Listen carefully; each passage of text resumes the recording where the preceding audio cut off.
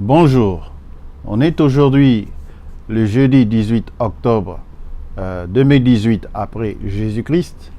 C'est encore un privilège de se retrouver en séjour pour le partage de la parole de Dieu. D'emblée, je voudrais remercier tous ceux qui me suivent au travers de ce média et j'aurai pour quelques noms par Madame Béa MK qui est à Paris, Madame Monique Bilonda à Mbujimayi, Monsieur Papi Dichoueme à Québec City ainsi que sa femme Alix Belchika et ses deux enfants, Monsieur Moïse Kabouya, mon jeune frère qui est à Kinshasa, Monsieur Stéphane Kalonji, mon neveu en Afrique du Sud, Madame Mary Keriopé qui est à Bruxelles, Monsieur Pascal Belchika qui est à Montréal, Québec, Monsieur Joe Kabouya, mon neveu qui est en Angola, à qui nous présentons encore nos condoléances parce qu'il vient de perdre sa mère, notre belle-sœur. Il y a beaucoup de peine, mais comme toujours, c'est Dieu seul qui console comme il faut, comme cela est écrit dans 1 Thessaloniciens 4, 16. Nous devons nous consoler par les paroles des promesses qui ont été faites par Dieu lui-même à notre égard. Alors, il y a Alain Kabouya, mon jeune frère qui est à Kinshasa, Monsieur Jules Chibala, mon grand ami dans l'adolescence jusqu'à notre vieillesse actuelle, qui est à Lubumbashi. Je salue aussi particulièrement aussi son épouse et ses enfants, ses admirables enfants. Il y a aussi Monsieur Benjamin Loutamboué, mon neveu qui est à Kinshasa. Ce sont des personnes qui ne manquent pas de mettre un petit brin de soutien à chaque fois qu'ils voient mon apparition ou mes interventions sur le média. Que la paix et la grâce de Dieu soient avec vous. Que tous ensemble, nous ne puissions pas manquer le prochain événement qui est sur nous, la puissante effusion du Saint-Esprit, la même chose qui est arrivée au temps des apôtres, le même baptême du Saint-Esprit qui va être déversé bientôt dans l'église du Dieu vivant, l'église épouse qui va être prête pour cela et qui va expérimenter aussi la transmutation, le changement de nos corps en corps immortels pour aller dans l'enlèvement. C'est tout un processus que Dieu a prévu dans notre temps et les événements commencent à s'accumuler, à s'amonceler et les choses vont bientôt la déboucher vers un bouleversement sur toute la terre. D'abord pour ce grand témoignage qui doit être rendu suite à l'effusion, à la puissante effusion du Saint-Esprit à laquelle nous nous attendons tous. Alors, la fois passée, je me suis entretenu avec vous concernant la puissance et l'esprit d'Élie, juste pour vous dire que le bon sens même nous permet de constater carrément que comme à la première venue du Mashiach, qui a été précédée par la venue d'un précurseur, Jean-Baptiste, et comme tous unanimement nous sommes conscients qu'on est à l'orée ou bien à l'approche de la seconde venue du Mashiach, il est tout à fait normal et avec un minimum de bon sens qu'il y ait aussi un précurseur avant la seconde venue du Mashiach. Comme il en fait à la première venue, il doit en être carrément la même chose à la seconde venue. Ça, c'est le bon sens, juste seulement si on prenait le bon sens. Mais il y a plus que ça. Il y a les Écritures, il y a les prophéties. Dieu a prévu dans notre génération de nous envoyer Élie le prophète pour rétablir toutes choses, pour ramener le cœur des enfants au Père. La deuxième tâche qui est inscrite dans le dernier livre de l'Ancien Testament du prophète Malachi, au chapitre 4, versets 5 à 6. Donc c'est tout à fait normal, tout à fait logique dans le cheminement divin qu'à la première venue, il soit précédé d'une personne avec la puissance et l'esprit d'Élie, comme nous l'avons lu dans le livre de l'évangile de Luc au chapitre 1er, verset 17. Et cette personne, c'était la personne de Jean-Baptiste qui a marché avec la puissance et l'esprit d'Élie. Il devait en être la même chose dans notre génération, une personne avec l'esprit et la puissance d'Élie pour apporter un message, et c'est ce message qui est précurseur de la seconde venue du Mashiach. Comme il en fut alors, c'est pour qu'il y ait un peuple, pour trouver un peuple bien disposé, préparé pour recevoir le Mashiach. La même chose dans notre génération, c'est pour trouver un peuple bien disposé pour recevoir le Christ. Alors, il est tout à fait inconcevable et tout à fait irresponsable de constater que dans notre génération, il y a plusieurs ramifications religieuses qui n'ont tenu compte d'aucune de ces prophéties. C'est tout à fait peut-être normal si cela n'était pas venu à notre conscience ni à notre mémoire. Mais le fait que Dieu a envoyé réellement Élie les prophètes dans notre temps, cela condamne toutes les conduites religieuses qui se font en dehors de l'action de Dieu dans ces temps. Ce n'est pas nous qui les disons, c'est ainsi qu'il en fut en ce temps-là, où les gens n'ont pas accepté l'action de Dieu, l'accomplissement des Écritures, c'est-à-dire le commencement même du Nouveau Testament, avec l'accomplissement des prophéties de l'Ancien Testament. Cela s'est réalisé lors de la première venue du Mashiach, avec l'entrée en scène d'abord de Jean-Baptiste. Cela montrait que les Écritures ont une force terrible, une force, et ce sont ces Écritures-là qui constituent Dieu lui-même, parce que Dieu est parole. Alors, le fait d'ignorer cela dans ce premier moment, lors de sa première venue, c'est-à-dire la venue du Mashiach, le fait d'ignorer cela condamnait toutes les religions qui existaient en ce temps-là. C'est ainsi que ces religions, au lieu de suivre la parole de leur temps, se sont constituées à un conseil qui a fait sortir l'acte de la condamnation pour que le Mashiach, la parole de cette heure-là, soit crucifiée. La même chose aujourd'hui. Tous ceux qui ne veulent pas pousser plus loin leur recherche, leur investigation pour reconnaître l'action de Dieu dans ces temps-ci, des Écritures qui s'accomplissent dans ces temps-ci, peu importe ce qu'ils sont en train de faire, comme le Seigneur l'a dit alors en ces temps-là, tout ce qu'ils font est nul et non avenu. Dieu ne tient pas compte de cela, puisque Dieu a parlé dans notre génération. Alors nous ne pouvons pas continuer à agir comme si Dieu n'avait pas parlé dans notre génération. C'est carrément insensé. Il ne s'agit pas ici de se joindre à un groupe parce qu'il y a, comme nous l'avons dit, un beau monde là-bas, parce que les gens prient en langue. Non.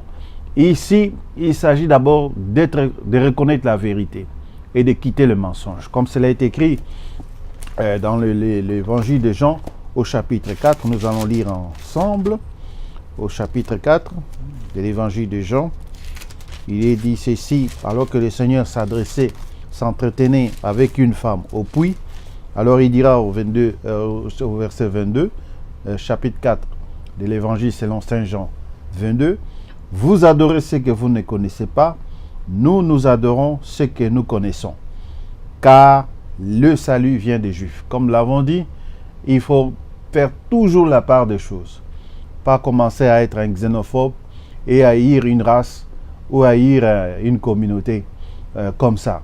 Ça n'a pas de sens. Non, il y a trop d'erreurs qui ont été commises au courant de l'histoire de l'Église. Nous allons voir cela.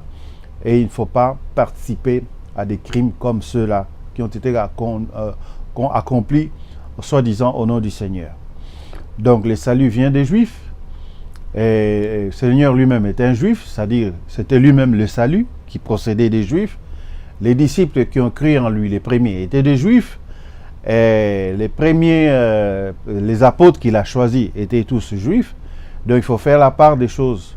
Tout le monde n'est pas incrédule ou bien méchant vis-à-vis de la parole de Dieu. Chaque chose dans son contexte. Alors il dit au verset 23, mais l'heure vient, et elle est déjà venue, où les vrais adorateurs adoreront le Père en esprit et en vérité. Donc, il faut les deux, et l'esprit et la vérité. Ça ne suffit pas seulement de chanter en esprit, d'adorer Dieu en esprit, de crier en esprit, de posséder les dons de l'esprit. Cela ne suffit pas. Il faut aussi que la vérité soit là. Et comme nous vous disons, il y a une vérité dans notre temps. Si vous escamotez cette vérité, vous pouvez par là que vous êtes dans les camps des ennemis de Dieu, même si vous prétendez avoir la Bible. Comme les pharisiens et les sadducéens de cette époque-là, ils arboraient l'Ancien Testament, ils en avaient même collé dans leurs habits qu'on appelle les phylactères, mais cela n'aboutissait pas à les introduire dans l'action, dans le royaume de Dieu, qui était en action en ces moments-là, lors de la première venue du Mashiach. Au contraire, ils se sont constitués en un conseil pour détruire cette action-là. Et c'est ça la méchanceté dont on parle. Vous comprenez? Et dans ce temps ici de la fin, tous ceux qui ne parviennent pas à accepter que Dieu a envoyé Élie les prophètes dans notre génération, ils se constituent dans un conseil qu'on appelle le conseil œcuménique des églises. C'est une histoire de la méchanceté qui est déjà là et qui va entrer en action contre la véritable Église du Dieu Tout-Puissant. Nous sommes au courant de ces choses-là, parce que les prophéties les ont annoncées dès les temps anciens. Alors, il est dit, où les vrais adorateurs adoreront le Père en esprit et en vérité, car ce sont là les adorateurs que le Père demande. Dieu est esprit, et il faut que ceux qui l'adorent, le Seigneur insiste là-dessus, comme Dieu est esprit, il faut que ceux qui l'adorent en esprit et en vérité. Amen. Lui, le Seigneur, en entrant dans le monde, il avait toujours alors que dans l'Ancien Testament, tous les prophètes s'introduisaient en disant « Ainsi dit le Seigneur », mais lui, en tant que Seigneur, en entrant dans le monde, ne pouvait pas utiliser le même vocable. Lui, avant de parler, il disait « En vérité, je vous l'ai dit ». Parce que c'était lui la vérité. Et il a dit une fois, dans Jean 17, 17, « Sanctifie-les par ta vérité ». La seule et bonne sanctification qui provient de Dieu se fait quand vous êtes en face de la vérité, vous l'acceptez et vous ne continuez pas à vivre selon, ou bien à se conduire selon les mensonges qui existent dans le monde. Vous comprenez? Et c'est cela qui a caractérisé les véritables croyants de cette époque-là et nous aussi qui croyons aujourd'hui. Sanctifie-les par ta vérité, et la réponse était ta parole est la vérité. Il était la parole, et pour adorer Dieu, non seulement vous avez adoré Dieu qui est esprit, vous devez aussi adorer Jésus qui est là, la parole. Amen. Et c'était lui la vérité. Donc c'est cela qui doit aller ensemble. Vous adorez Dieu dans plusieurs groupements religieux, mais vous ne prenez pas garde à la vérité révélée dans votre temps, vous êtes à côté de ce que Dieu est en train de faire. Il y a un exemple dans le où le Seigneur lui-même confirme, par exemple, le ministère de Jean-Baptiste, et c'est ce que nous avons toujours dit.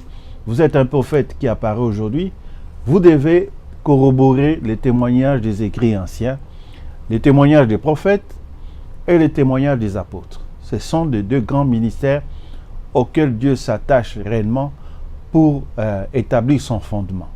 Comme cela est écrit, je crois, dans Éphésiens 2, 20 à 22. C'est-à-dire que nous sommes établis sur le fondement des prophètes et des apôtres. C'est-à-dire les prophètes ont annoncé des choses de la part de Dieu et les apôtres ont montré là où ces choses se sont accomplies. Vous comprenez? Les prophètes pour l'Ancien Testament et les apôtres pour le Nouveau Testament. Et en soubassement, Jésus-Christ est la pierre angulaire. C'est sur ce fondement-là que nous devons bâtir notre foi. Comme cela est écrit, comme je vous l'ai dit, dans Éphésiens 2, 20 à 22. Donc, là où nous étions en train de lire Matthieu 21, pour voir la manière dont le Seigneur corrobore les paroles de ces prophètes qu'il avait envoyés, il n'a jamais mis en opposition avec les paroles qui ont précédé sa venue. Au contraire, il a confirmé chaque parole, chaque envoyé. Il a parlé d'Ésaïe, il a parlé de Jérémie, il a parlé de tous ceux qui ont annoncé les choses le concernant lui-même, parce qu'il ne pouvait pas se renier lui-même. Alors, dans Matthieu 21, au verset 24, on peut commencer au verset 23, Jésus s'est rendu dans les temples, et pendant qu'il enseignait, les principaux sacrificateurs et les anciens du peuple vinrent lui dire, « Par quelle autorité fais-tu ces choses? Et qui t'a donné cette autorité ?» Jésus leur répondit, « Je vous adresserai aussi une question, et si vous m'y répondez, je vous dirai par quelle autorité je fais ces choses. » Parce que Jésus agissait avec beaucoup d'autorité. Et personne ne pouvait l'empêcher de faire ce qu'il faisait, surtout s'il le faisait dans l'action du Saint-Esprit, revêtu de la puissance du Saint-Esprit, qui les conduisait tel endroit pour accomplir une mission. Chaque fois qu'il le faisait avec l'autorité et personne ne pouvait se saisir de lui, jusqu'à ce que lui-même se livre pour que nous soyons sauvés. Alors on dit, mais par quelle autorité? Ils ont posé la question de savoir par quelle autorité il faisait ces choses. Jésus leur dit, je vais vous répondre, mais répondez-moi d'abord à cette question, et puis après, je vous dirai par quelle autorité j'agis ainsi. Alors, au verset 25, il leur pose la question, le baptême des gens, d'où venait-il? Du ciel ou des hommes? Mais ils raisonnèrent ainsi entre eux. Si nous répondons du ciel, il nous dira, pourquoi donc n'avez-vous pas cru en lui? Ils ne se rendaient pas compte que le Seigneur, en posant cette question, connaissait leurs pensées. Et il lisait dans leurs pensées. Et au verset 26, et si nous répondons des hommes, nous avons à craindre la foule qui était là, car tous tiennent Jean pour un prophète. Alors, dans leur hypocrisie, ils répondirent à Jésus, nous ne savons.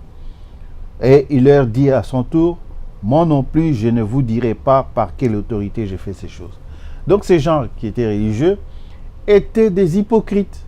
Ils avaient une facette extérieure qui était comme des saints, mais à l'intérieur, c'était la méchanceté. Il nous faut, dans la pratique des choses de Dieu, être tels que nous sommes à l'intérieur, tels aussi nous sommes à l'extérieur. La duplicité ne peut pas subsister devant la sainteté de Dieu. Vous comprenez? Et le monde religieux d'alors et d'aujourd'hui est plein d'hypocrisie. Vous comprenez?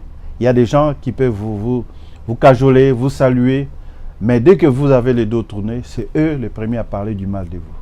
J'en connais un qui a voyagé partout un peu en Afrique là pour répandre de la méchanceté à mon sujet. C'est de la méchanceté. Mais vous le verrez, les gens la considèrent comme une personne humble.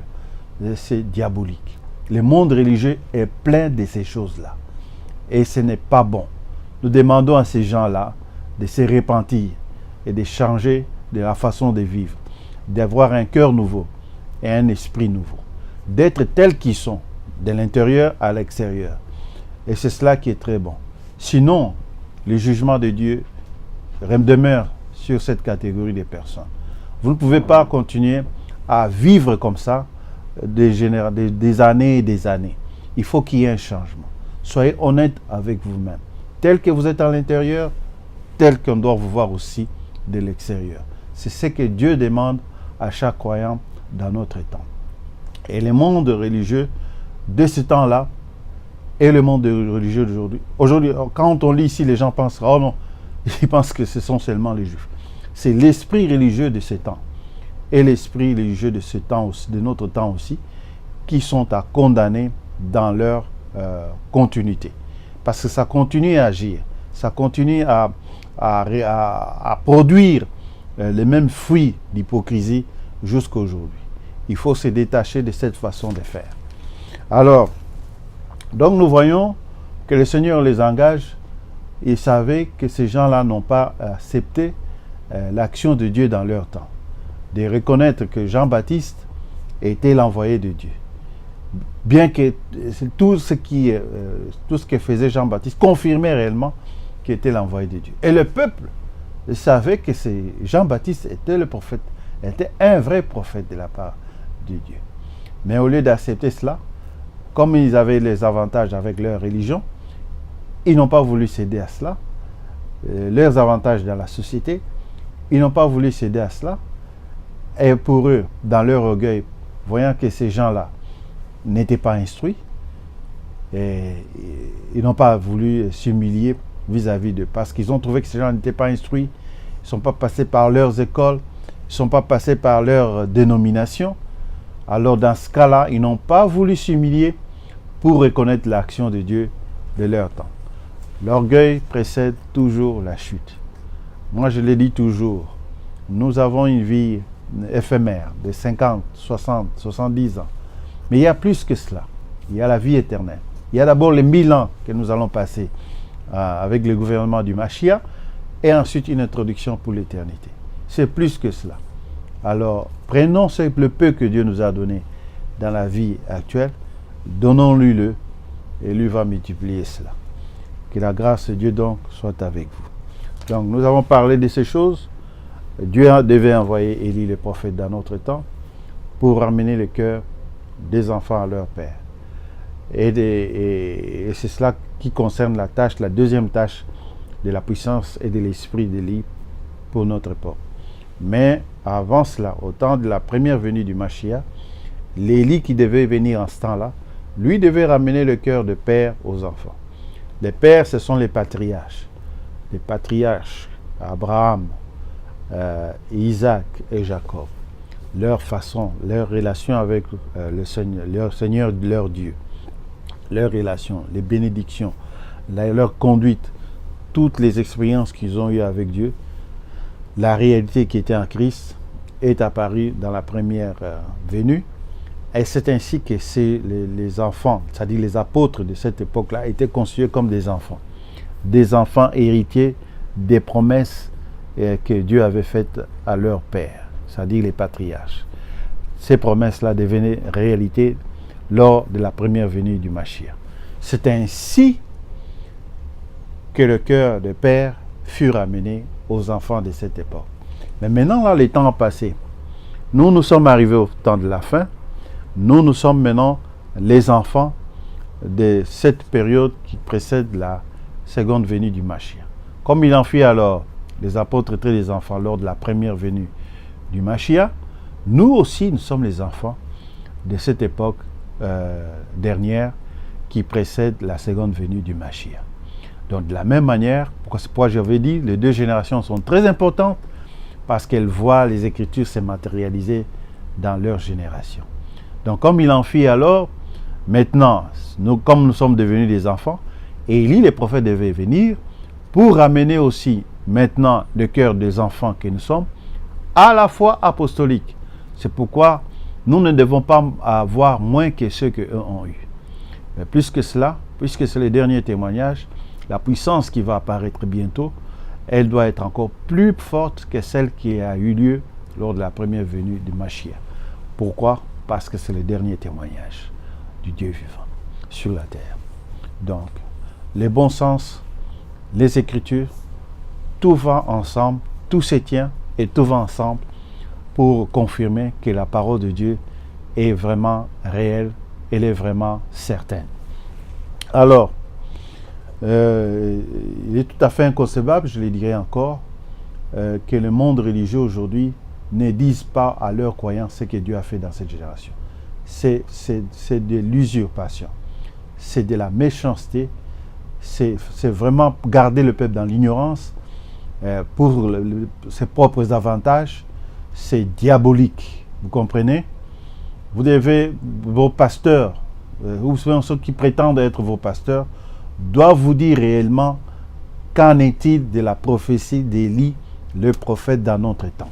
C'est par rapport à cela que vous allez avoir que l'esprit qui les anime, c'est un esprit de mensonge. Ce n'est pas l'esprit de vérité. Parce qu'aujourd'hui, il nous faut les deux. Je le répète encore.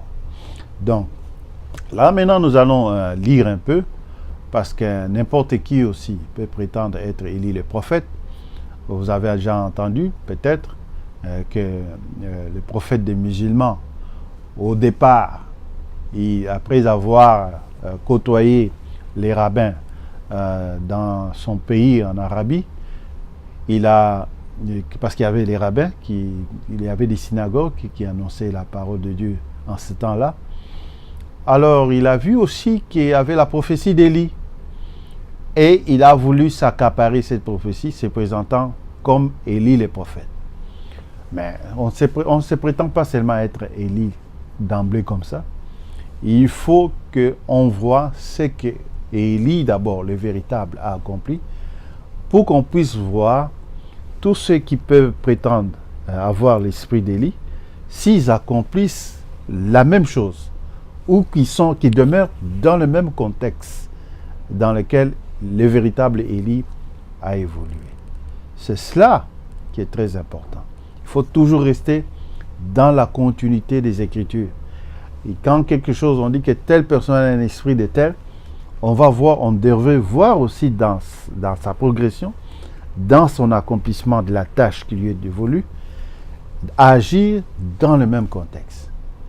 Pas seulement venir dire je suis Élie le prophète, mais qu'est-ce que vous avez fait? Parce que nous, on nous a dit, quand Élie viendra, il rétablira toutes choses. Mais qu'en est-il de vos Élis? Qu'ont-ils rétabli? Et en plus de ça, quand on parle de rétablir, on parle, en d'autres termes, de ramener le cœur des enfants au Père. Qu'est-ce que l'Élie que vous prétendez être, avez-vous accompli dans ce sens-là? C'est ainsi que nous allons rentrer d'abord à l'original, au premier Élie qui est apparu dans les Écritures. C'est dans le livre de 1 Roi au chapitre 17. On me l'avait dit, nous sommes en train de lire le livre des rois qui a été rédigé au 6e siècle avant Jésus-Christ. Les livres des rois d'Israël. Donc, nous confirmons encore qu'Israël a une histoire qui ne peut pas être dénigrée, comme cela s'est fait aujourd'hui à l'UNESCO, où on a pris cette institution en otage et on commence à agir de manière à mépriser tout ce que nous connaissons au sujet du peuple d'Israël, historiquement, archéologiquement et surtout bibliquement. C'est l'action même du Satan qui est à l'œuvre dans ces institutions. Ce sont des institutions diaboliques, y compris l'ONU. Un truc machin, comme le disait le général de Gaulle. Un truc machin qui est utilisé au gré de passions, des émotions et de haine, et qui n'est pas là pour appuyer la vérité. Donc c'est pour cela que nous disons que ce sont des institutions diaboliques. Nous verrons qu'elles sont pleinement identifiées dans l'Apocalypse, la révélation de Jésus-Christ, le dernier livre du Nouveau Testament. Nous verrons ces institutions-là, comment elles sont pleinement identifiées, pleinement éclairées par la lumière divine. Donc, nous en parlerons au temps opportun. Mais, ici, nous sommes en train de lire les livres de rois. Donc, Israël a une histoire. Le peuple qui prétend aussi voir la terre d'Israël, le peuple palestinien, n'a pas d'histoire non plus. Vous verrez que leur premier président qui est apparu, c'est le président Arafat. Donc, leur premier président, c'est récemment qu'ils l'ont eu. Eux-mêmes n'ont jamais été un État. C'est maintenant qu'ils veulent le devenir. Leur premier président connu, c'est Arafat. Et leur deuxième, Arafat, qui était un Égyptien. Et leur deuxième président, l'actuel président, c'est un ancien Algérien, Abbas. L'histoire est connue. Vous comprenez? Mais on veut, par motif de haine et de jalousie, en fait, c'est le diable qui est à l'œuvre pour pouvoir tout détruire, tout flouer, pour qu'on ne croit plus à la parole de Dieu, parce que là, ils sont rendus tous des laïcs, ils ne veulent plus qu'on parle des choses de Dieu, et c'est ce temps qui était prévu, selon que l'apôtre Paul l'a dit, expressement, dans les derniers temps, les gens vont renier la foi. Et c'est ce que nous sommes en train de vivre. Maintenant, on veut nous laisser dans les philosophies, dans des conceptions tout à fait humaines, des gens mortels, provenant des gens mortels, qui n'ont pas confirmé leur dire, parce que tous sont morts et enterrés avec leur doctrine et leurs enseignements. Nous ne pouvons pas mettre notre espérance sur des gens mortels. Nous voulons mettre notre espérance sur la personne qui a vécu, qui est apparue, qui est mort et qui est ressuscité de mort. C'est cela notre espoir. Nous ne pouvons pas confier notre existence ou notre devenir, notre avenir par rapport à ces gens-là qui sont tous mortels, qui n'ont eu que des vies éphémères sur la terre et qui ont prétendu être des grands personnages. Ce n'est pas cela qui nous anime. Nous avons intérêt à nous débarrasser de toute cette conception-là, basée sur des émotions, basée sur des inspirations suite après avoir fumé une cigarette ou bien du chanvre ou bien de la drogue, des inspirations qui viennent après, et puis c'est à partir de cela que nous voulons, que les gens veulent qu'on puisse baser notre espérance. Ça n'a aucun sens. Donc nous vous invitons vraiment à vous débarrasser du monde et de tout ce qui est contraire à la parole de Dieu. Donc ces gens-là, animés par un mauvais esprit contre le peuple d'Israël, ils veulent chercher à tout moment, à chaque moment qu'il y a par exemple une bavure militaire, alors qu'il y en a partout. Il y en a même des pires que cela dans les pays africains. Mais vous verrez qu'ils ne vont pas s'en offusquer. Et ils vont juste peut-être faire une petite déclaration pour montrer qu'ils sont mécontents, mais ils ne vont pas faire plus de bruit là. Mais quand il s'agit de la nation d'Israël, vous verrez la journalistique internationale commencer à répandre, à insister là-dessus pour que la haine contre le peuple juif soit augmentée et atteigne son paroxysme. Nous savons que cela va arriver. Cela va atteindre ce paroxysme-là finalement, parce que c'est prévu dans les Écritures. Et toutes les nations vont se liguer contre Israël et cela va déclencher ce qu'on appelle la Troisième Guerre mondiale. Mais ce sera après l'enlèvement de l'Église épouse. Cette Troisième Guerre mondiale aura lieu selon les Écritures, parce que les Écritures sont plus fortes que les hommes. Bien qu'ils peuvent penser autre chose, tout ce que Dieu a prévu arrivera inéluctablement. Et lorsque cela arrivera, ils vont envahir la nation d'Israël, ils vont commettre beaucoup d'exactions. Vers la fin, quand la force de ce peuple sera anéantie vers la fin, alors apparaîtra le Mashiach. Le Mashiach apparaîtra pour régler ses comptes avec tous ses ennemis. Nous le voyons et nous savons que c'est la Russie qui va déclencher les hostilités. Elle va, dans un premier temps, bombarder les États-Unis, seront détruits totalement. La nation américaine sera détruite totalement par l'attaque russe, parce que avant d'attaquer Israël, il faut d'abord se débarrasser de l'ennemi qui les soutient. Et le monde arabe a compris cela. Depuis le 11 septembre, les attaques sont plus maintenant menées contre les Américains, et cela va aboutir à la destruction de la nation américaine. Ensuite, ils vont attaquer avec les Arabes. La Russie va attaquer avec les Arabes Israël. Nous savons que cela va arriver et cela ne peut pas manquer. Vous comprenez? Alors, vous voyez que Dieu est fort. Les Écritures sont plus fortes que les hommes. Et comme nous vous le disons encore, bien avant cela, la ville de Jérusalem finira par être divisée en 3 parties. Une partie pour les Juifs qui ont le droit de reconstruire leur temple. Nous vous le disons déjà aujourd'hui. Et les ustensiles sont déjà prêts. Israël va reconstruire son temple. Mais ce sera, comme nous vous disons, vers la fin, vers la période où l'Église épouse sera enlevée. Alors, les Juifs, une partie de la ville, les catholiques romains, une partie de la ville, et les musulmans, une partie de la ville.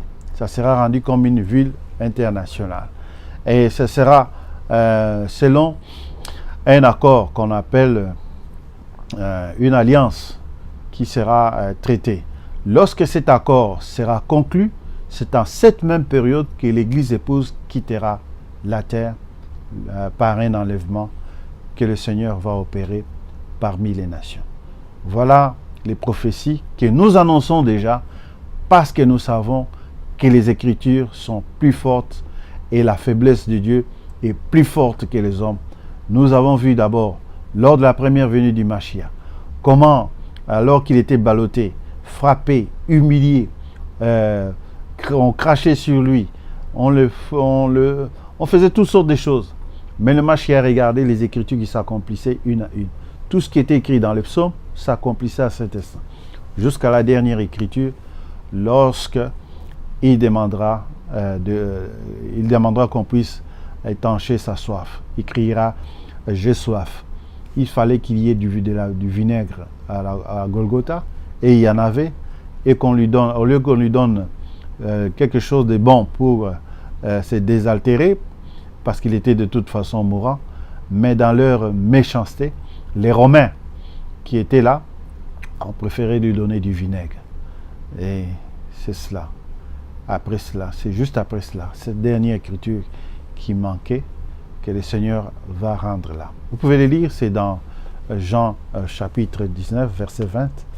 Vous avez toute l'explication selon l'apôtre Jean, qui donne des détails précis de chaque écriture qui devait s'accomplir. Et lorsqu'il a pris du vinaigre, il a dit tout est accompli. Qu'est-ce qui était accompli? Les écritures le concernant. Sa naissance, sa vie, sa mort, sa résurrection, tout cela était prévu dans les Saintes Écritures. Mais les gens, dans leur sagesse, n'ont pas pu détourner une seule partie de cette écriture. C'est cela qu'on dit que la force, la faiblesse de Dieu est plus forte que les hommes. Et c'est ce qui va apparaître, comme nous le disons aujourd'hui, pour le partage de la ville de Jérusalem. Cela va apparaître. Nous le disons déjà aujourd'hui, il y aura une alliance. Et c'est à cette période-là que les gens vont dire, voilà maintenant la terre, il y a la paix, il y a la sécurité. Mais il y aura des bouleversements terribles sur la terre à partir de cela. Nous voyons déjà, nous vous disons que la Russie va envahir Israël. Bien, déjà là, nous voyons le comportement du fameux petit président russe qui se croit un homme grand et intelligent que tout le monde sur la terre. Nous verrons comment il est en train de se préparer pour faire du mal à ces peuples. Pourtant, si vous regardez dans sa vie, c'est une famille juive qu'il a élevée. C'est l'ingratitude, c'est la méchanceté. Mais Dieu connaît toutes choses. Alors, nous prenons alors ces livres de rois, comme nous avons fait juste une parenthèse, mais pour vous dire encore que c'est très important de ne pas se laisser entraîner par les courants de pensée qu'on a actuellement dans le monde. C'est très volatile, c'est trop dispersé, mais c'est l'ennemi qui a fait cela pour nous distraire par rapport à la parole et pour qu'on ne prenne plus garde à la parole, mais qu'on puisse prendre garde à la philosophie et au développement humain qui est très en expansion ces jours-ci, en ces temps de la fin. Donc, nous prenons l'écriture de 1 roi, au chapitre 17, au verset 1er. Il est parlé d'Élie de Tishbite, l'un des habitants des Galades, dit à Akab, Yahvé est vivant, le Dieu d'Israël dont je suis le serviteur. Il ne s'est pas envoyé lui-même, il était établi par Dieu. Et voilà les signes qui confirment cela. Il n'y aura ces années ni rosée ni pluie, sinon à ma parole. Donc on voit quelqu'un apparaître directement là, au chapitre 17. On ne relate pas son histoire, comment il est né, d'où... en fait, il est venu des Galades, on verra plus tard, on l'a dit plutôt dans le verset 1er, il vient de la ville des Galades, c'est-à-dire la ville qui est un peu au nord de Jérusalem, et c'est de cette ville qu'il va procéder, et là, il va s'adresser directement au roi, qu'il n'y aura plus de pluie, et cela a conduit à une famine qui a persisté en Israël en cette période-là pendant 3 ans et demi. Mais, quelle en est la cause? Il apparaît seulement comme ça pour décréter cela. Il y a une raison. Dieu ne peut pas l'avoir envoyé seulement pour cela. Et pour comprendre pourquoi cela a abouti à ce jugement, parce que c'est un jugement, nous allons revenir un peu plus à l'arrière en considérant l'histoire du peuple Israël. Alors, vous savez que le peuple d'Israël est allé se réfugier en Égypte, c'est-à-dire ici en Afrique, parce que quand de fois on parle d'Égypte, les gens pensent que c'est un pays Non, ici en Afrique, le peuple d'Israël est venu se réfugier au moment où il y avait la famine sur toute la terre. Dieu avait prévu dans son cheminement qu'il y ait un des enfants d'Israël, Joseph, qui puisse être vendu en Égypte. Et là, lorsque le roi ou bien le pharaon aura un songe concernant la famine, Joseph va donner l'explication et ils vont faire des greniers, ils vont stocker de la nourriture. Et lorsque le temps de la famine est arrivé, tout le monde de la terre habitée d'alors allait se réfugier en Égypte de temps en autre pour trouver de la nourriture et pour survivre ou bien subsister suite à la famine qui allait durer pendant encore 7 ans. C'était un temps terrible et difficile. Mais c'est ce qui a fait que la renommée de l'Égypte aussi a pris de l'ascension, alors qu'il n'y avait pas encore d'empire dans cette période-là. Mais la nation d'Égypte, qu'on appelle Mizraïm, Mizraïm qui veut dire terre des limites, a pris de l'ascension. Et c'est ainsi que cette nation va prospérer. Et vous savez, selon la vraie histoire, que les pharaons étaient pratiquement des Noirs. C'est eux qui dirigeaient cette nation-là, où il y avait d'autres peuplades de différentes races. Mais c'était dominé par les Noirs en cette période-là. Et la culture était aussi très avancée. Donc, Israël va finalement, avec sa famille tout entière, s'établir en Égypte. Et après, le peuple va devenir nombreux, vont se multiplier et devenir un peuple innombrable. Et après cela, il y aura un pharaon qui n'avait pas connu Joseph. C'est toujours comme ça, la mémoire du peuple, elle flanche. Et après, on se retrouve dans une autre époque et les gens oublient tout ce qui avait eu lieu avant. C'est ce qui était arrivé au peuple d'Israël en Égypte. L'historique a été oublié. Un autre pharaon est venu. Il a dit non, non, ce peuple est trop nombreux. Il faut qu'on puisse les maltraiter. C'est toujours comme ça, la xénophobie. Quand on a des échecs économiques un peu partout, on s'en prend toujours aux étrangers. On dit non, si c'est la misère, c'est à cause d'eux. Mais ce n'est pas toujours correct. C'est une faillite des hommes. Et c'est méchant. Alors ils vont commencer à maltraiter le peuple d'Israël en Égypte. Et finalement, Dieu va agir avec un prophète qui a envoyé Moïse, Moshe, comme les Juifs l'appellent, Moshe Rabbeinu, Moshe les rabbins, Moïse les rabbins, va les amener à la sortie d'Égypte. Dieu va les encadrer par une colonne de feu la nuit et par une colonne de nuée pendant le jour, les conduisant à travers des déserts et leur donnant des préceptes et des ordonnances. Et Dieu voulait par cela créer un microcosme parmi les nations.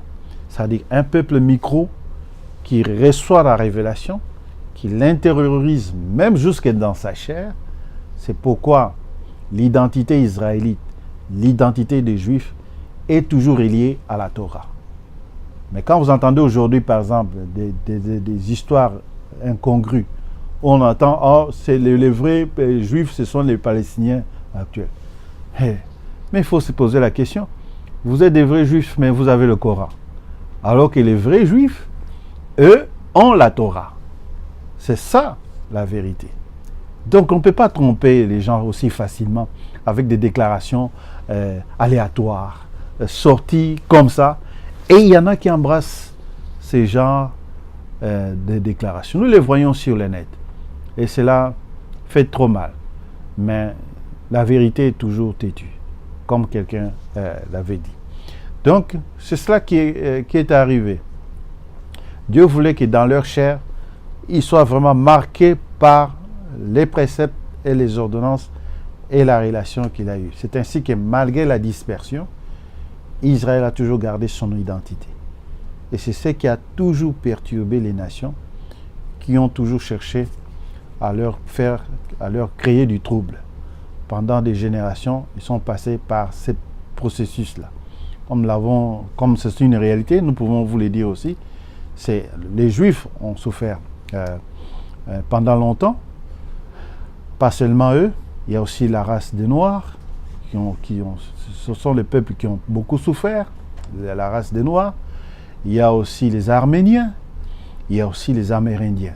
Ce sont ces 4 peuples qui ont beaucoup souffert de la main des autres races. Et c'est diabolique. Nous savons que c'est diabolique. Alors, ils ont traversé le désert et Dieu leur a donné la terre de la promesse.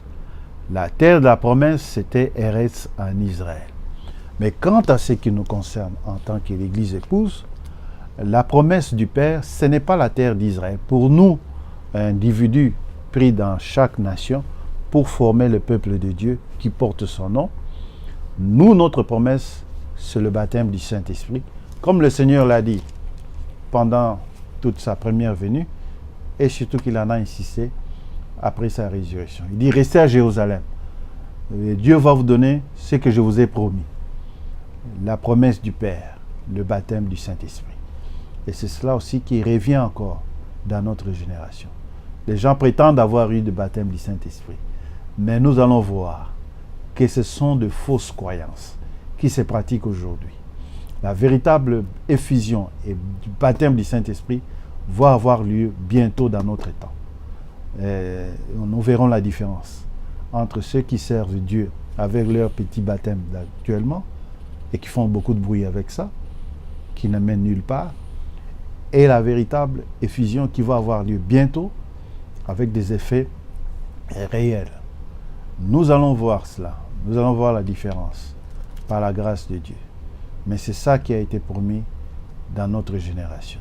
C'est ça la grande différence qui va apparaître entre ceux qui servent Dieu et ceux qui ne le servent pas. Cela va être manifesté d'une manière plus évidente qu'on ne pourra pas nier cela. Alors,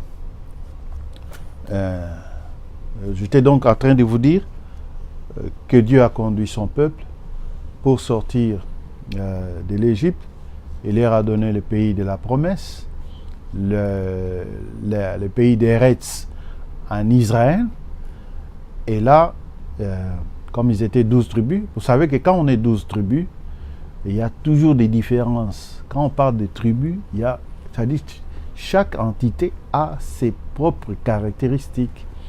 Chaque tribu, par exemple, avait son drapeau, son fanion, qui les différenciait des autres. Et pour Juda, il y avait les lions, par exemple, je peux dire cela. Donc pour d'autres tribus, on verra ça plus tard, parce que ce n'est pas ça notre sujet. Mais vous sentez que même en parlant l'hébreu, il y avait toujours des différences. Comme dans d'autres pays, vous pouvez voir des pays qui sont traversés par la frontière. Vous avez la même langue, mais comme la frontière vous sépare, l'autre côté colonisé par les Français et d'autres par exemple les Belges. Mais vous voyez maintenant que la langue contient maintenant des nuances. Ce n'est plus pratiquement le même peuple au niveau linguistique, au niveau des coutumes, au niveau des habits, des cultures. Tout ça semble un peu nuancé, bien qu'on soit issu de la même souche. C'est la même chose avec les tribus d'Israël. Il y avait des différences, bien qu'ils parlaient l'hébreu, mais l'hébreu, des fois, n'était pas la même dans chaque tribu, dans certaines nuances des termes. Donc, c'est cela. 12 tribus qui vont se partager la terre d'Israël, ils vont s'installer, et plus tard, il y aura des juges qui vont juger ce peuple, des juges que Dieu va lui-même établir au fur et à mesure pour créer l'âme de cette nation. Et finalement, le peuple finira par demander un roi. Ils exigeront de la part du prophète qui était là, le prophète Samuel, ils diront, mais nous voulons être comme les autres nations, avoir aussi un roi qui nous dirige. Dieu les avertira que ce n'est pas correct parce que ce roi-là, des nations-là, il va prendre vos richesses, il va les utiliser à sa guise, il va envoyer vos enfants à la guerre, et beaucoup de choses. Quand il voulait faire la guerre, il va prendre vos fils, il n'enverra pas son fils, mais il enverra vos fils. Tout un tas de choses, il va vous imposer des impôts. Mais le peuple n'a rien voulu savoir, ils ont voulu un roi. Et Dieu a accédé à leur demande, c'est ainsi qu'ils auront comme premier roi Saul, Saul qui était issu de la tribu de Benjamin, et après il y aura David, issu de la tribu de Juda, et après David, il y aura Salomon, son fils, qui va le succéder. Alors, c'est à partir de son fils Salomon que nous allons maintenant aboutir à cette période où il y aura la famine. Alors, les causes commencent réellement en cette période du roi Salomon. Nous allons voir d'abord comment il a commencé son règne au chapitre 3 du livre de Rois. Comment il a été béni, nous allons quand même lire, c'est quand même une étude qui va quand même nous plonger par la suite à l'intérieur même du cœur du message que nous tenons à vous transmettre et nous faire une connexion lorsque notre foi a été déclarée comme étant celle des enfants qui doivent être ramenés à la foi des pères apostoliques. Alors nous allons un peu traverser le temps pour voir comment eux, ils ont cheminé avec Dieu au travers des siècles et comment leurs relations se sont souvent détériorées, perturbées, et à chaque fois, qu'est-ce qu'il faut faire pour revenir aux bonnes grâces, au bon assentiment du Dieu Tout-Puissant. C'est une étude qui pourra nous aider aussi dans notre vie personnelle. Comme nous l'avons dit, Israël est pris en tant que nation, mais nous, chaque peuple, chaque individu des nations, est lui-même Israël en lui-même. C'est cela que nous devons comprendre lorsque nous lisons l'Ancien Testament. Alors, au chapitre 3 donc, du premier livre des rois d'Israël, il est dit ceci au verset 3, « Salomon aimait Yahvé et suivait les coutumes de David, son père. Seulement, c'était sur les hauts lieux qu'il offrait des sacrifices et des parfums. » C'est-à-dire pour faire son culte vis-à-vis de Dieu, ils allaient toujours vers un endroit plus élevé pour le faire. Parce qu'à ce moment-là, il n'y avait pas de temple. Or, la prophétie, comme nous le disons toujours, les prophéties de Dieu sont plus fortes que les hommes. Dieu avait prévu qu'il y aura un temple qui sera construit et cela va avoir lieu. Non pas du temps de David qui y pensait, mais Dieu a dit que ce sera son fils. Et là, on voit, au verset 4, le roi s'est rendu à Gabaon pour y sacrifier, car c'était le principal des hauts lieux. Salomon offrit 1000 holocaustes sur l'autel. Verset 5, à Gabaon, il avait apparu en songe à Salomon pendant la nuit. Ici, je voudrais faire une remarque. Vous verrez que les grands savants, les gens qui ont été à l'origine des inventions, des grandes choses qui sont apparues dans le monde, je prendrai par exemple Mendeleïev, M. Mendeleïev, le russe, qui a produit les tableaux des éléments chimiques, je crois, oui, tableau des éléments chimiques. Cet homme dira il faisait des recherches. Il voulait faire une connexion de toutes ces choses-là. Mais le déclic lui a été donné lors d'un songe. C'est lors d'un songe qu'il verra tous les éléments alignés, les éléments connus de son époque, parce qu'il y en a d'autres qui ont été ajoutés après. Tout cela bien ordonné, et c'est ce qui le conduira, après son réveil, à élaborer le tableau de Mendeleïev avec les éléments chimiques que nous connaissons jusqu'aujourd'hui. Pas les éléments chimiques, mais les éléments, je pense biochimiques, j'ai oublié un peu le terme. Mais c'est un tableau qu'on appelle le tableau de Mendeleïev. Alors, et j'ai suivi un documentaire, on montre que la plupart, si pas tous, sont passés par le même processus. Bien sûr, nous savons qu'il y a des recherches après qu'ils ont donné des éléments de base, alors les autres se sont appuyés cela pour développer la découverte. Donc ça a été toujours comme ça.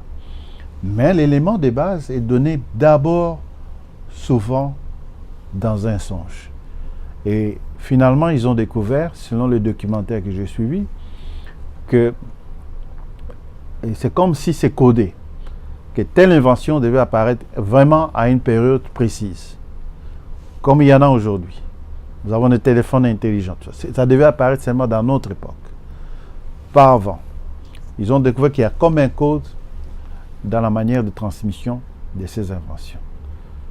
Et nous savons que c'est toujours Dieu qui est à l'œuvre, qui contrôle toutes choses, pour que tout se fasse selon à sa saison, selon qu'il a déterminé son plan d'abord pour l'humanité et son plan de salut qui s'inscrit à l'intérieur de l'histoire de l'humanité. Nous ne cesserons jamais de le dire. Alors, ici nous voyons comment aussi ça se fait. Pour Salomon, par exemple, c'est dans un songe qu'il va voir, qu'il va converser avec Dieu. Et nous vous disons aussi, si vous êtes honnête, si vous êtes tel que vous êtes, même dans les songes, vous serez réellement tel que vous êtes. Vous comprenez? C'est pourquoi nous vous demandons que tous ceux qui ont l'esprit hypocrite ne subsisteront pas dans la présence de Dieu. Fuyez l'hypocrisie. Le Seigneur a eu beaucoup de difficultés avec des hypocrites. Et chaque véritable croyant se trouvera aussi dans cette difficulté-là. Mais il ne faut pas apprécier de vivre comme ça, en prétendant être un serviteur de Dieu et à vivre hypocritement. C'est diabolique. C'est là, vous pouvez les camoufler à tout moment, mais il arrivera un jour où vous serez démasqués.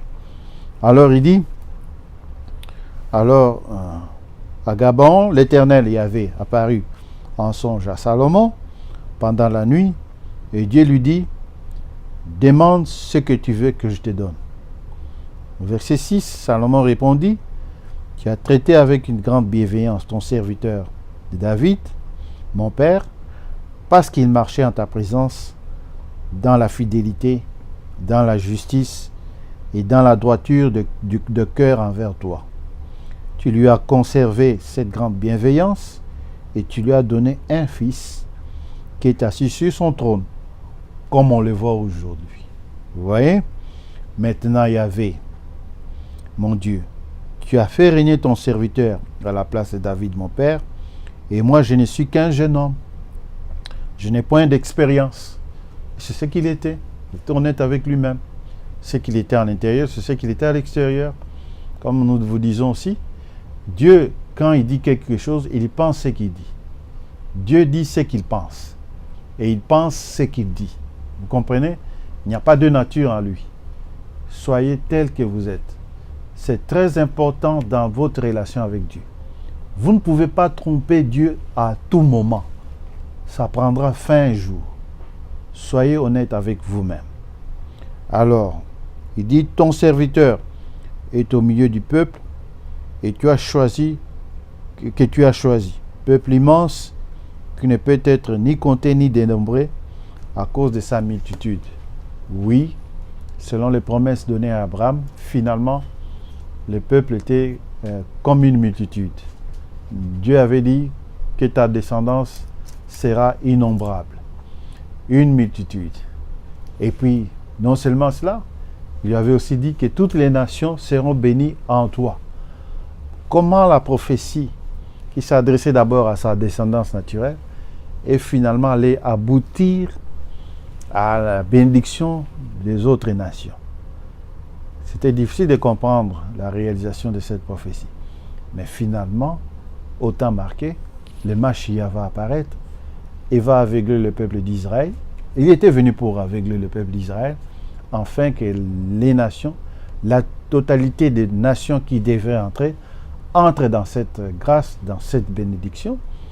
Et puis, par la fin, Dieu va fermer les choses et retourner à Israël.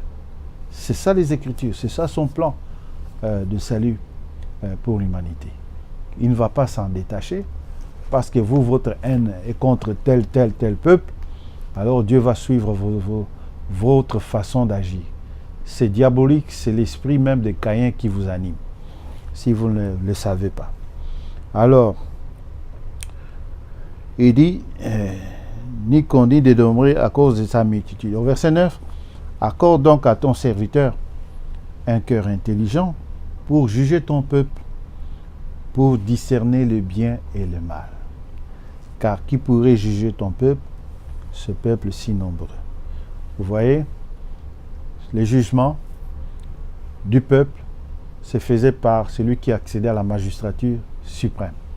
En fait, c'est lui le grand magistrat qui peut amnistier, qui peut rendre libre un prisonnier, ou bien qui peut mettre en prison.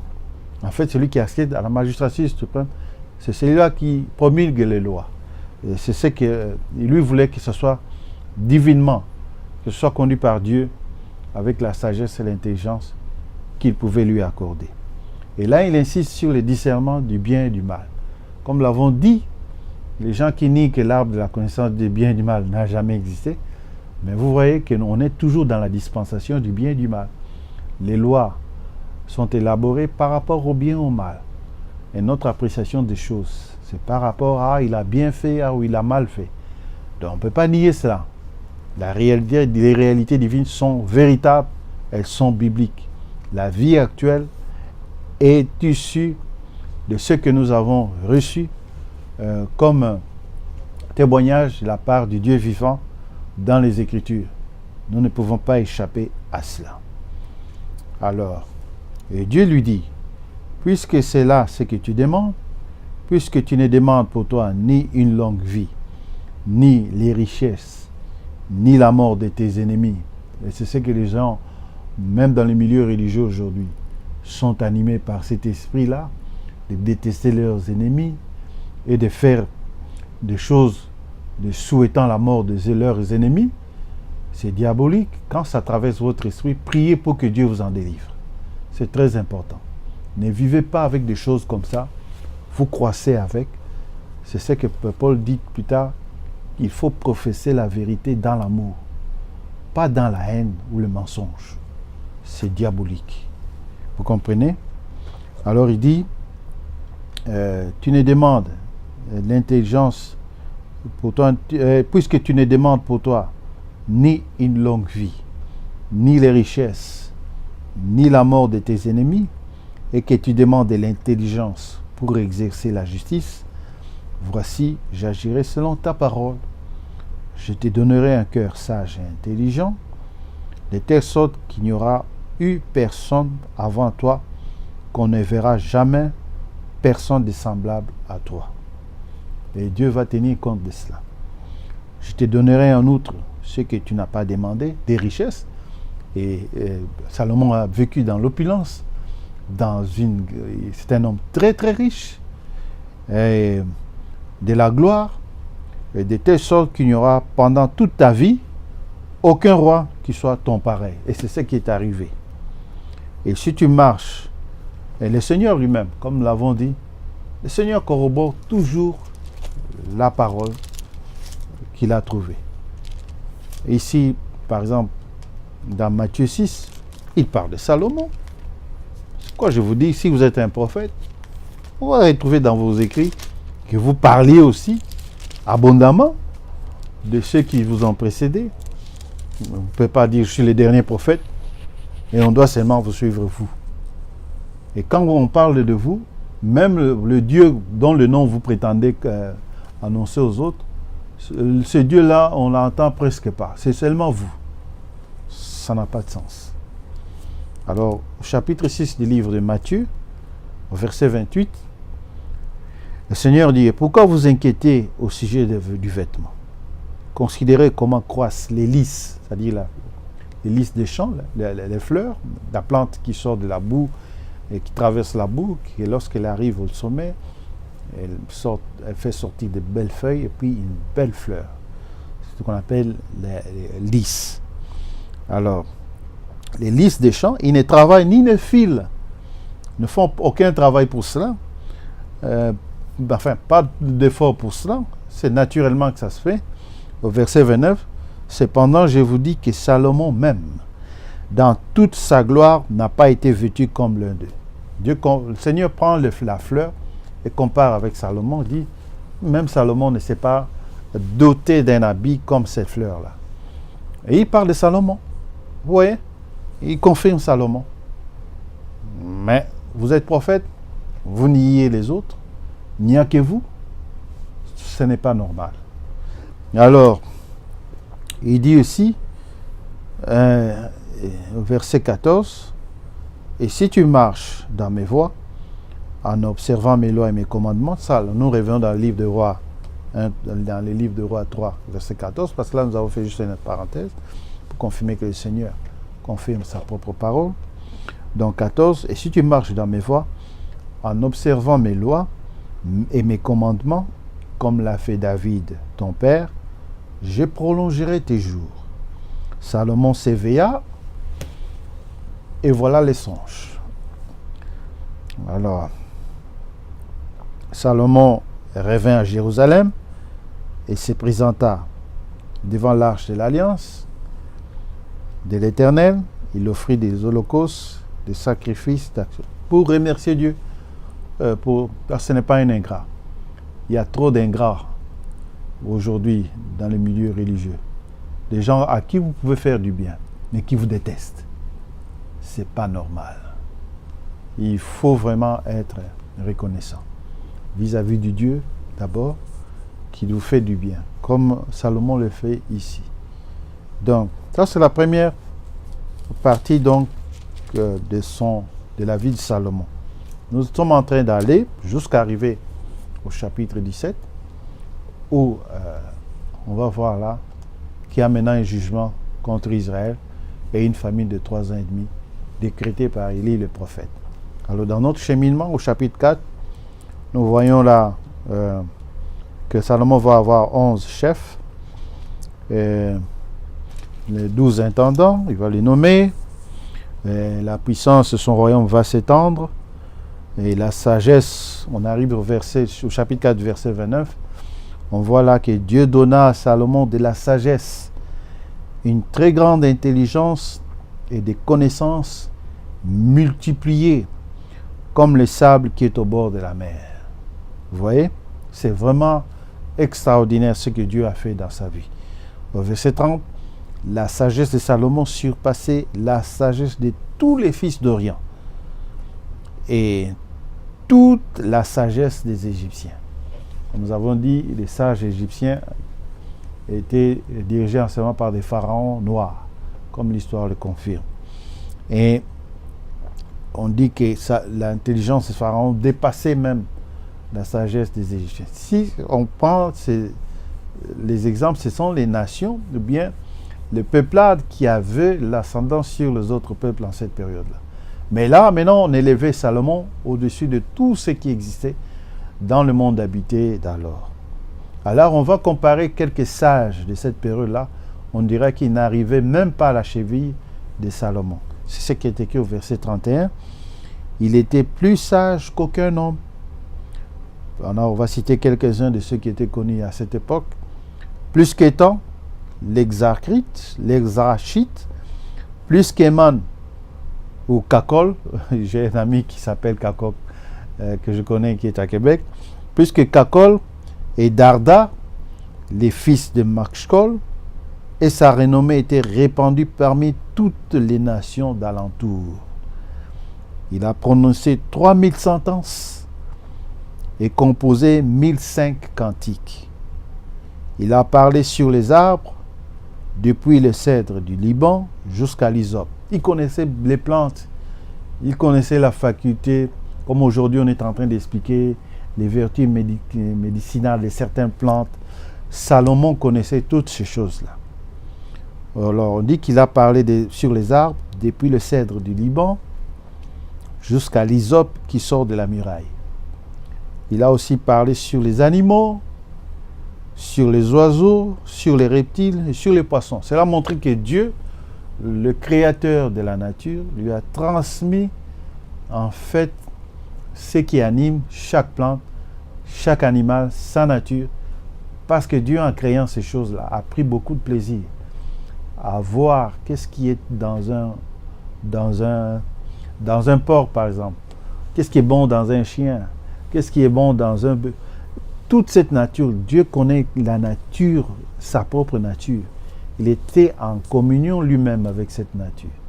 Quand il faisait par exemple le singe qui est taquineur, Dieu prenait plaisir à cela. Dieu pouvait rire de cela, la manière dont le singe est taquin. Vous voyez? Mais vous verrez qu'à la création de l'homme, Dieu va prendre chacune de ces natures-là qu'il va mettre dans l'homme. Vous voyez? C'est pourquoi il lui demandera de dominer sur cela. De dominer sur tous les animaux, sur tous les poissons de la mer, sur toute la nature. Parce que l'homme avait une partie. Les seules choses que l'homme n'avait pas, une partie en lui, c'était les démons. Les démons et les anges, une partie des anges, n'ont jamais accepté la suprématie de l'homme. Quand Dieu a créé l'homme, ils n'ont pas accepté de lui donner leur part. Vous comprenez? C'est ainsi que maintenant, là, que l'homme a été déchu, quand les démons essayent de vivre dans ton corps, alors c'est à ce moment que ça produit la maladie. Mais pour les restes, chacun a donné sa part. Nous pouvons manger des animaux, nous pouvons manger de tels animaux. Mais lorsque nous prenons en nous un démon, eh bien cela perturbe la nature, cela perturbe notre corps, cela perturbe la santé. Vous voyez? Parce qu'au départ, ils n'ont jamais aimé donner une part de ce qu'eux avaient. Parce que quand Dieu a dit « faisons l'homme à notre image », et ils se sont mis à l'écart. Mais Dieu a pris une partie de tout ce qui est humain, tout ce qu'il a créé à ce moment-là pour en faire. Quand vous regardez par exemple la crinière du cheval, vous voyez quand même un semblant d'une femelle, vous voyez, d'une femme, avec sa crinière. C'est déjà une partie de ce qu'il pensait mettre dans la femme que nous avons aujourd'hui. Vous comprenez? Donc, ce sont des détails pour comprendre en fait la pensée de Dieu. Donc, Dieu connaissait sa propre nature et chaque détail qui caractérisait sa nature, il a donné comme révélation à Salomon, qui avait une maîtrise sur toutes ces choses-là. Vous voyez? Il dit, il a aussi parlé sur les animaux, donc la zoologie, l'anatomie, la botanique, les choses que nous apprenons à l'école. Mais tout cela, Salomon les avait en lui, avait intériorisé en lui. Alors il a aussi parlé sur les animaux, sur les oiseaux, sur les reptiles et sur les poissons. Alors, c'est à cause de cette intelligence-là qu'on dit qu'il venait des gens de tous les peuples pour entendre la sagesse de Salomon, de la part de tous les rois de la terre qui avaient entendu parler de sa sagesse. C'est cela qui était impressionnant chez Salomon. Alors, nous verrons au chapitre, on voit plutôt au chapitre 5, les préparatifs pour la construction du temple. Il y a les engagements des travailleurs, le début de la construction du temple au chapitre 6, et les matériaux du temple et caractéristiques. Alors, on s'en va, la maison de l'Éternel construite après 7 ans, et puis Salomon va construire le palais du roi, le palais du Salomon. Et Dieu va utiliser un certain Hiram, à qui il va donner l'intelligence. C'est ce que je vous dis, que Dieu peut communiquer certaines inventions à certaines époques. Donc quand vous allez au chapitre 7, au verset 13, vous verrez qu'il a suscité, il a mis de l'intelligence à un certain Hiram, qui puisse, il dit ceci, donc au chapitre 7, le verset 13, le roi Salomon fit venir de Tyr Hiram, fils d'une veuve de la tribu de Nephtali, et d'un père tyréen, qui travaillait les reins. Vous voyez? Hiram était rempli de sagesse, d'intelligence et de savoir pour faire toutes sortes d'ouvrages des reins. Vous voyez? Mais c'est Dieu qui donne ça. Il donne ça à sa manière. Alors, au chapitre 8, on fait maintenant entrer les ustensiles, ainsi que l'arche de l'Alliance qui est introduit. Salomon va faire un sermon. Il va faire même la dédicace du temple, le premier temple qui fut construit. Et on parle des bénédictions que Salomon va avoir. Et on arrive au chapitre 9. On voit là encore un détail. Le Seigneur qui lui apparaît encore pour la seconde fois, de la même manière, c'est-à-dire dans un songe.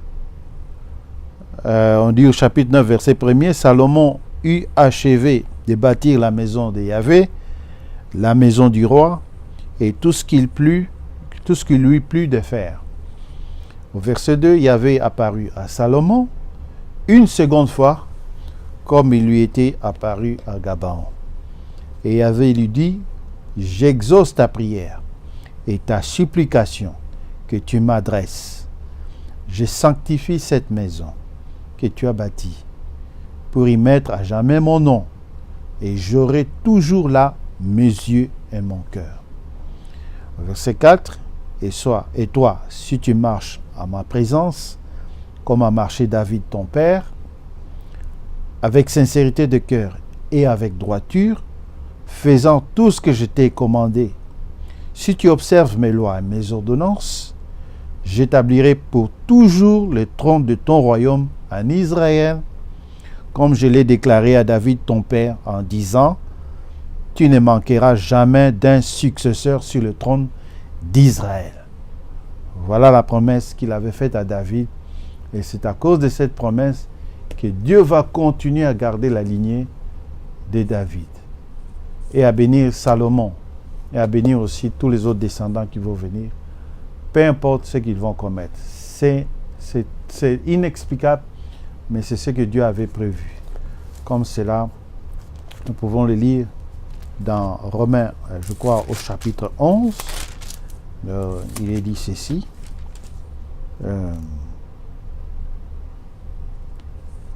Au chapitre 11, il est dit que Dieu ne se répand. Voilà, c'est au chapitre 11, verset 29. On peut commencer au verset 28, parce que ça nous concerne entre nous et Israël. Dieu en parle ici. En ce qui concerne l'évangile, c'est-à-dire les Juifs, sont ennemis à cause de vous. Vous voyez? Ils sont ennemis de l'évangile. Pas vraiment de nous, mais de l'évangile, du Nouveau Testament. Ils ne sont pas amis avec. Parce que nous avons reçu cela. Vous voyez? Mais en ce qui concerne l'élection, c'est-à-dire Dieu les avait déjà choisis, ils sont aimés. Pas à cause d'eux, mais à cause de leur père, dont nous sommes en train de parler. Abraham, Isaac et Jacob. C'est leur sang, c'est leur descendance naturelle. Nous le sommes spirituellement. Vous comprenez? Nous avons pour père Abraham, mais spirituellement.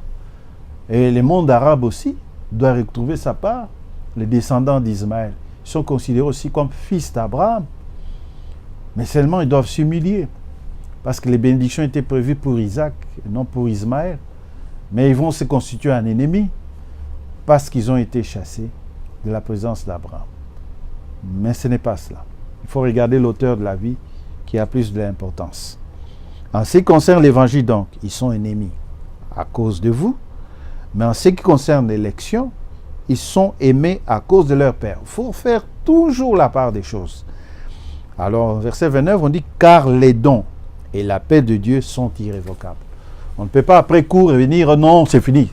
Ce sont des maudits de Dieu. On doit les exterminer. » C'est cet esprit qui a été donné par Pie XII alors qu'il était nonce apostolique en Allemagne, qui a inspiré les gens comme Hitler et Mussolini. Vous savez que actuellement, on sait que le Vatican est un État, mais les gens ignorent qui a donné ce droit au Vatican de devenir un État. C'est un certain Mussolini qui a donné le caractère étatique de la cité du Vatican. Vous voyez? Un allié à Hitler. Et le pape qui a régné pendant la guerre mondiale, pendant toute cette période de la guerre mondiale, c'est le pape Pie XII qui a eu à vivre la montée de l'extrémisme droite en Allemagne. Il a rencontré ces gens. Il y a eu un traité. Nous en avons des preuves. Mais selon l'histoire connue, on ne veut pas tout démontrer, mais il y a des faits. Il y a des faits qui sont cachés. Les Juifs savent cela.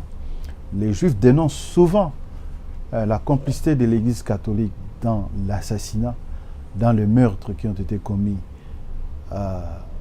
pendant cette guerre-là. Mais on parle plus d'Hitler qui est monté comme ça. Pourquoi ils avaient de croix? Parce que c'était le nationalisme catholique qui était à l'œuvre. L'international catholique, un mouvement. On verra ça lorsqu'on va prendre carrément les livres de l'Apocalypse. On verra plus de détails avec cela. Mais nous allons revenir et je pense que nous allons nous arrêter après la lecture de ce chapitre 9 et nous allons continuer la deuxième partie un peu plus tard. Alors il dit, tu ne manqueras jamais d'un successeur sur le trône d'Israël. Mais si vous vous détournez de moi, vous et vos fils, si vous n'observez pas mes commandements et mes lois que je vous ai prescrits, et si vous allez servir d'autres dieux, voilà là maintenant, c'est ce que Dieu maintenant est en train d'insister sur. Après avoir donné les bénédictions, il montre aussi le revers de la médaille qui peut arriver. Il dit, si vous allez vers d'autres dieux, c'est-à-dire, en fait, ce sont d'autres esprits. D'autres esprits. Derrière chaque statuette, derrière chaque mauvaise doctrine, il y a des esprits. Des esprits qui agissent aussi, qui peuvent produire parfois des petites choses un peu surnaturelles qui peuvent impressionner les gens. Mais ça s'arrête là. Mais les gens restent nostalgiques par rapport aux petits détails là qui ont prévalu à ce moment-là. Et ils restent à adorer ces histoires-là. C'est ce que Dieu permet aussi pour que ceux qui doivent s'égarent et que ceux qui peuvent rester avec lui restent avec lui. Nous sommes dans un contexte où Dieu sépare ce qui est à lui et ce qui est à Satan doit retourner aussi à Satan. Qu'on ne vous dise pas que nous sommes tous les enfants de Dieu. Nous ne sommes pas tous les enfants de Dieu. Caïn n'était pas enfant de Dieu. Vous comprenez? Il faut faire la part des choses. Donc, et ces dieux-là apparaissaient pour que ceux qui sont séduits tombent aussi un peu dans cette séduction-là, s'ils ne sont pas fermes pour rester avec la parole de Dieu. La même chose, comme l'avons dit, pour Élie le prophète qui apparaît dans notre temps. Ceux qui sont de Dieu vont prendre une position et quitter toutes les religions et toutes les fabrications religieuses de ces temps pour suivre l'action véritable du Dieu Tout-Puissant qui s'accomplit au travers du message qu'Élie le prophète de notre temps a laissé pour la préparation d'un peuple bien disposé pour recevoir la puissance de l'Esprit qui est pratiquement à nos portes déjà. Vous comprenez?